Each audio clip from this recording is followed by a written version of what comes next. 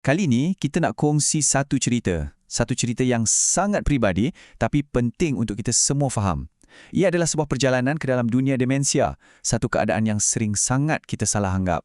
Ini cerita tentang kehilangan. Ya, tapi ia juga cerita tentang cinta yang takkan pernah pudar. Cuba anda bayangkan, ayah sendiri pandang muka kita dan tanya soalan ni. Satu soalan yang ringkas tapi syarat dengan 1001 makna tentang sebuah memori yang sedang terpadam. Okey, jom kita kenali dengan lebih dekat. Kisah ni tentang Pak Cik Hassan, seorang lelaki yang perjalanannya dengan demensia bermula dengan satu soalan yang merobek hati keluarganya. Detik inilah yang betul-betul tunjukkan betapa dalamnya kesan demensia ni.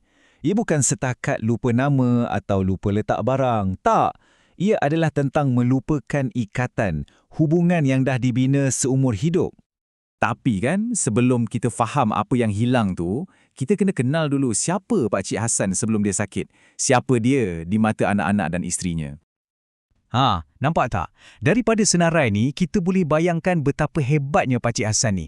Dia seorang yang kuat, yang jadi tiang seri keluarga. Dan bila kita faham siapa dia dulu, barulah kita betul-betul rasa betapa tragisnya perubahan yang dia lalui.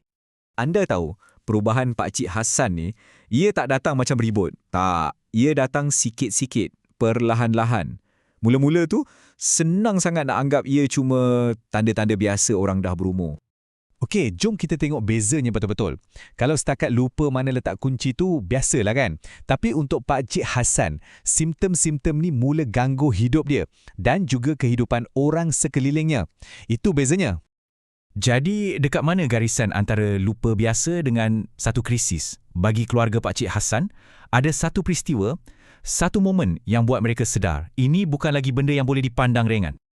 Cuba bayangkan, panik satu keluarga bila jumpa ayah mereka duduk di tepi jalan. Keliru, takut dan malu.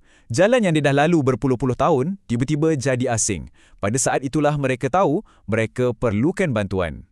Disebabkan kejadian itulah, keluarga dia ketepikan semua rasa segan, semua stigma dan mula mencari jawapan daripada doktor. Dan inilah prosesnya. Ia bukan sekadar teka-teki. Doktor akan buat ujian yang teliti satu persatu untuk faham apa sebenarnya yang berlaku dalam otak pesakit. Ada ujian memori, ujian darah, imbasan otak, semuanya untuk dapatkan diagnosis yang tepat. Jadi, ini poin paling penting ya. Demensia ni bukan sebahagian dari proses penuaan normal.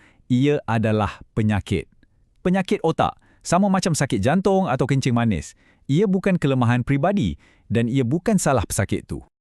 Bila dapat diagnosis, ia bukan penamat.